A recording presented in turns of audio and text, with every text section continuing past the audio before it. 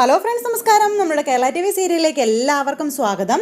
അങ്ങനെ നമ്മുടെ ഗീതുവും ഗോവിന്ദും വീട്ടിലേക്ക് എത്തുകയാണ് എന്നുള്ളൊരു സന്തോഷത്തിൽ എല്ലാവരും ഇങ്ങനെ തുള്ളിച്ചാടി ഇങ്ങനെ നിൽക്കുക. അമ്മയും മകനും മാത്രം സങ്കടഭാവം.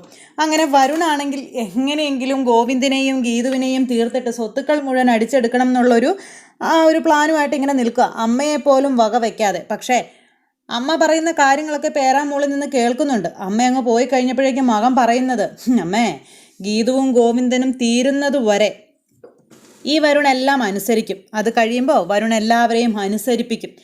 പിന്നെ വരുൺ പറയുന്നവരെ മാത്രമേ ഇവിടെ ഉണ്ടാവുകയുള്ളൂ എന്നുള്ള രീതിയിലൊക്കെ വരുൺ ഇങ്ങനെ അവിടെ നിന്ന് സ്വയം പറഞ്ഞുകൊണ്ട് ഇങ്ങനെ നിൽക്കുക. എന്തായാലും വരുൺ രണ്ടും കൽപ്പിച്ച് തന്നെയാണ് മുന്നോട്ട് പോകുന്നത്. ഇപ്പോൾ ശരിക്കും പറഞ്ഞാൽ രാധികയ്ക്കാണ് അവിടവും ഇല്ല ഇവിടവും ഇല്ലാതായി നിൽക്കുന്നത്. ഗോവിന്ദനെ തകർത്ത് ഗോവിന്ദൻ്റെ സ്വത്തുക്കൾ മുഴുവൻ അടിച്ചു മാറ്റി വരുണിന് കൊടുക്കുന്നതോടുകൂടി രാധിക എന്ന് പറയുന്ന ആ ഒരു വൻ മരം അവിടെ കൊഴിഞ്ഞു വീഴാൻ പോകുന്നു. അതൊന്നും അറിയാതെ തൻ്റെ മകനെ രക്ഷിക്കണമെന്നുള്ളൊരൊറ്റ ഉദ്ദേശത്തിൽ രാധിക ചെയ്യാൻ പാടില്ലാത്തതെല്ലാം ചെയ്ത് കൂട്ടിക്കൊണ്ടിരിക്കുക. അതെല്ലാം കഴിഞ്ഞു. നമ്മുടെ ഗീതുവും ഗോവിന്ദനും കൂടെ വരാനുള്ള സമയവും കാര്യങ്ങളൊക്കെ ആയി. കുറച്ച് കഴിഞ്ഞപ്പോഴേക്കും അവിടേക്ക് വണ്ടി വന്നു. വണ്ടി വരുന്നത് കണ്ടപ്പോഴേക്കും നമ്മുടെ അയ്യപ്പേട്ടൻ ഭയങ്കര സന്തോഷത്തോടു കൂടി ഓടി അങ്ങോട്ടേക്ക് ചെന്നു. അവർ വന്നു എന്നും പറഞ്ഞുകൊണ്ട് അവർ വന്നപ്പോഴേക്കും ഇവിടെ എല്ലാം ഒരുക്കങ്ങളും നടത്തിക്കൊണ്ടാണ് നമ്മുടെ രേഖയും അതുപോലെ തന്നെ പ്രിയയുമൊക്കെ കാത്തിരിക്കുന്നത്. അവർ വന്നു കഴിയുമ്പോൾ അവരെ ആനയിക്കണ്ടേ, അവരെ സ്വീകരിക്കണ്ടേ? അതിന് വേണ്ടിയിട്ട് ശരിക്കും പറഞ്ഞിട്ടുണ്ടെങ്കിൽ അവർ വരുന്നതോടുകൂടി രാധിക എന്ന് പറയുന്ന ആ ഒരു വ്യക്തി അവിടെ തീർന്നു പോകുന്നൊരു സാഹചര്യം.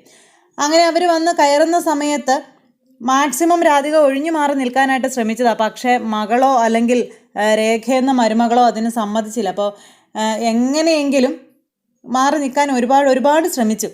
എല്ലാം കാറ്റിൽ പറത്തിക്കൊണ്ട് അവർ രണ്ടുപേരും കൂടെ അങ്ങ് തീരുമാനമെടുത്ത് പുള്ളിക്കാരിയെ മുൻനിരയിൽ തന്നെ നിർത്തി. ഇവർ വന്ന് കയറിയപ്പോഴേക്കും അവരെല്ലാവരും കൂടെ ഓടി ഉമ്മറത്തേക്ക് വന്നത് മാത്രമല്ല, പിന്നെ രാധികയെ അങ്ങ് വിളി തുടങ്ങി. അമ്മേതേ അവർ വന്നു എന്നും പറഞ്ഞുകൊണ്ട് ഓടി വാമേ എന്നും പറഞ്ഞു. പിന്നെ അവരങ്ങനെ കിടന്നത് ധൃതിപ്പെട്ട് വിളിക്കുമ്പോൾ രാധികയ്ക്ക് വരാതിരിക്കാൻ പറ്റത്തില്ലല്ലോ. രാധിക എന്നിട്ടൊരു വളിച്ച ചിരിയൊക്കെ ചിരിച്ച് ഇങ്ങനെ വന്ന് ഗോവിന്ദനെ നോക്കി, ആ കണ്ണാ, യാത്രയൊക്കെ സുഖമായിരുന്നോടാ എന്നും ചോദിച്ചു. വലിയ വർത്തമാനവും കാര്യങ്ങളൊക്കെ. മകൻ നേരം എല്ലാം സുഖമായിരുന്നമ്മേ, അടിപൊളിയായിരുന്നമ്മേ എന്നും പറഞ്ഞ് മകനും. അങ്ങനെ അമ്മയും മകനും കൂടെ ആ ഒരു സ്നേഹപ്രകടനങ്ങളും കാര്യങ്ങളൊക്കെ നടത്തിക്കൊണ്ടിരിക്കുമ്പോഴാണ് നമ്മുടെ ഗീതു അങ്ങോട്ടേക്ക് കയറി വരുന്നത്. ഗീതു കയറി വരുന്നതോ ആദ്യം വലതുകാലെടുത്ത് വെച്ച ഗീതു ആ കാല് പിറകോട്ടെടുത്ത് വെച്ചിട്ട് ഇടതുകാലെടുത്ത് വെച്ച് കയറി ഇങ്ങനെ വരുക. ഇതെല്ലാം രാധിക ശ്രദ്ധിക്കുന്നുണ്ട്. അപ്പം മറ്റുള്ളവർ എത്രത്തോളം അങ്ങ് ശ്രദ്ധിച്ചില്ല, പക്ഷേ രാധിക ഇതൊക്കെ ശ്രദ്ധിക്കുന്നുണ്ട്. കാരണം ഗീതുവിൻ്റെ ഓരോ ചലനങ്ങളും ഇപ്പം ശരിക്കും പറഞ്ഞാൽ മറ്റാരേക്കാളും നന്നായിട്ട് അറിയാവുന്നത് രാധികയ്ക്കാണ്. കാരണം ഗീതു രാധികയെ തകർക്കാനുള്ള വരവാണെന്നുള്ള കാര്യം രാധികയ്ക്ക് നന്നായിട്ട് അറിയാം. അതുകൊണ്ട് രാധിക അതൊക്കെ ശ്രദ്ധിക്കും. അങ്ങനെ അത് കണ്ടു കഴിഞ്ഞപ്പോഴത്തേക്കും ഇവൾ വെറുതെയുള്ള വരവല്ലെന്നുള്ള കാര്യം രാധികയ്ക്ക് വീണ്ടും മനസ്സിലായി. രാധിക എന്നിട്ട് ഇങ്ങനെ ഗീതുവിനെ തന്നെ നോക്കി നിൽക്കുക. ഇവരിങ്ങനെ കയറി നിൽക്കുമ്പോഴേക്കും നമ്മുടെ മകള് പറഞ്ഞു, അമ്മേ, ഇവരെ ആരതി ഒഴിയണമെന്ന് പറഞ്ഞു. അപ്പോൾ ഞാനില്ല, നീ തന്നെ അങ്ങ് ഒഴിഞ്ഞാൽ മതിയെന്ന് നേരം പറയുക നമ്മുടെ രാധിക പ്രിയയോട്. അയ്യോ, അങ്ങനെ പറയല്ലേ അമ്മേ, അമ്മയല്ലേ ഈ വീട്ടിലെ ഗൃഹനാഥ, അപ്പം അമ്മയല്ലേ ഇതൊക്കെ ചെയ്യേണ്ടത്. അമ്മ തന്നെ വേണം ഇവരെ ആരതി ഒഴിഞ്ഞ് അകത്തേക്ക് സ്വീകരിക്കാനായിട്ട്. അതിന് ഞങ്ങൾ ചെയ്താലൊന്നും പോരാ എന്നും പറഞ്ഞുകൊണ്ട് നമ്മുടെ മകൾ അമ്മയ്ക്ക് നല്ല മുട്ടം പണി കൊടുക്കാനായിട്ട് ഇങ്ങനെ തുടങ്ങുക. അങ്ങനെ രാധിക മനസ്സോടെയാണെങ്കിലും ആ ഒരു തട്ടം മേടിച്ച് ആരതി ഒഴിയാനായിട്ട് തുടങ്ങിയപ്പോഴേക്കും നമ്മുടെ ഗീതു പറഞ്ഞു, വേണ്ട രാധികാമ്മ എന്നെ ആരതി ഒഴിയണ്ട, എനിക്കത് താല്പര്യമില്ലെന്ന്.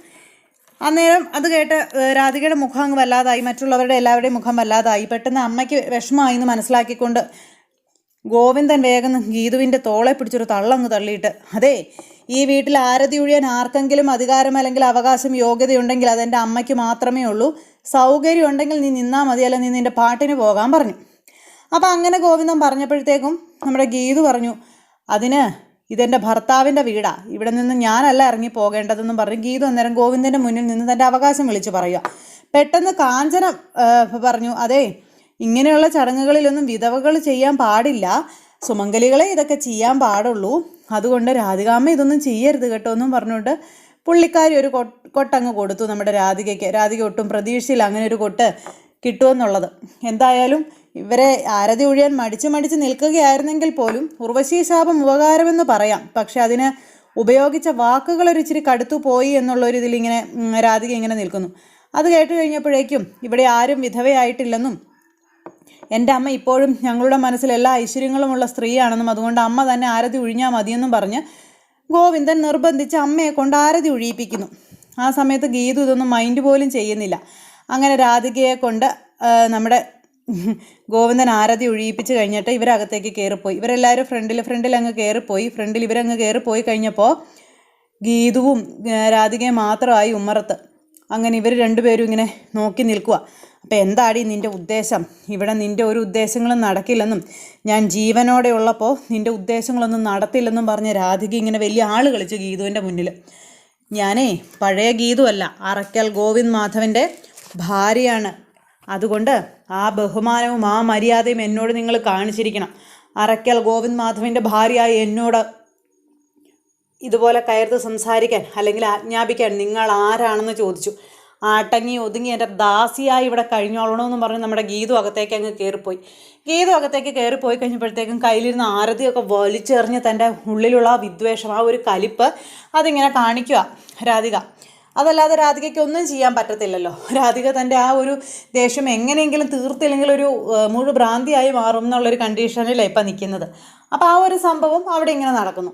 അങ്ങനെ ആ ഒരു കഥയും കാര്യങ്ങളും അതെല്ലാം കഴിഞ്ഞതിന് ശേഷം നമ്മുടെ ഗീതു അകത്തേക്ക് കയറി ചെന്നു.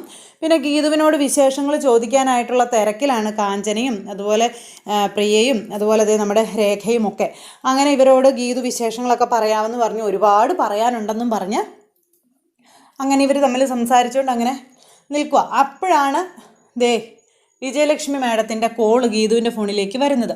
അപ്പോൾ ആരാ വിളിക്കുന്നതെന്ന് ചോദിച്ചപ്പം ഇതാണ് എൻ്റെ രക്ഷകയാണ് ഈ വിളിക്കുന്നതെന്നുള്ള കാര്യം ഗീതു ഇങ്ങനെ പറഞ്ഞു.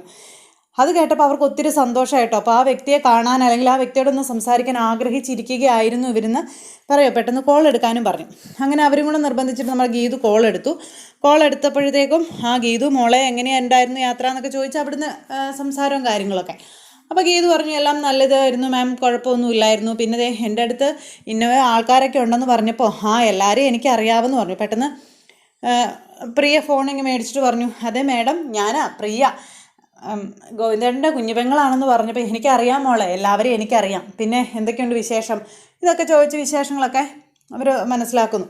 അപ്പോൾ അങ്ങനെ ഇവർ തമ്മിൽ ഇത് സംസാരിച്ചുകൊണ്ടിരിക്കുമ്പോഴേക്കും അവിടെ നമ്മുടെ രാധിക ഇനി ഗീതുവിനെ എങ്ങനെ നേരിടും, ഗീതുവിൻ്റെ മുന്നിൽ എങ്ങനെ പിടിച്ചു നിൽക്കും എന്നുള്ള ഗവേഷണത്തിലാണ്, ആലോചനയും കാര്യങ്ങളും ഒക്കെ ആയിട്ട് നിൽക്കുന്നു. ഈ സമയത്ത് വിജയലക്ഷ്മി മാം അവിടെ നിന്ന് ഗീതുവിനോടും ഒക്കെ പറയുവാണ് മോളിപ്പോൾ കയറി പറ്റിയതല്ലേ ഉള്ളൂ. അപ്പോൾ ഇവിടെ വന്ന കാര്യങ്ങളൊക്കെ പറഞ്ഞപ്പോൾ മേഡം പറഞ്ഞു മോളിപ്പോൾ കയറി ചെന്നതല്ലേ ഉള്ളൂ, ആദ്യം നീണ്ടു നിവർന്ന് കിടന്ന് ഒന്ന് ഉറങ്ങി എഴുന്നേക്കുക, ഒരു വിശ്രമമൊക്കെ കഴിഞ്ഞിട്ട് രാധികയ്ക്കെതിരെയുള്ള നമുക്ക് ആയുധം പ്രയോഗിക്കാം.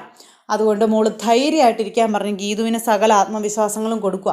ഇനിയിപ്പോൾ രാധിക എന്ന് പറയുന്ന വ്യക്തിയുടെ തനി നിറം പുറത്തു വരുമ്പോൾ ഒരുപക്ഷെ രേഖയും രാധികയ്ക്കെതിരാകും, പ്രിയ രാധികയ്ക്കെതിരാകും. അങ്ങനെ ഗീതുവിൻ്റേതാകും ആ ഒരു സാമ്രാജ്യം മുഴുവനും. അങ്ങനെ വന്നു കയറിയതും ഗീതു രാധികയെ തൻ്റെ കാൽച്ചുവട്ടിലെ വെറും പുഴുവാക്കി മാറ്റിക്കൊണ്ട് തൻ്റെ അവകാശങ്ങൾ എടുത്തങ്ങിടും, എന്നിട്ട് അധികാരം പ്രയോഗിക്കുകയാണ്. അപ്പം അത്തരത്തിലുള്ള വിശേഷങ്ങളൊക്കെ ആയിട്ട് നാളത്തെ നമ്മുടെ കഥ വരുന്നുണ്ട്. എല്ലാവരും കാണണം, ആരും തന്നെ മിസ് ചെയ്ത് കളയരുത്. എല്ലാവർക്കും നല്ലൊരു ദിവസം ആശംസിക്കുകയാണ്. എല്ലാവരുടെയും സപ്പോർട്ടിനും സ്നേഹത്തിനും ഒത്തിരി നന്ദി അറിയിക്കുന്നു. സൂപ്പർ ഹിറ്റ് കഥയുമായി കാണുന്നത് വരെ എല്ലാവർക്കും നന്ദി.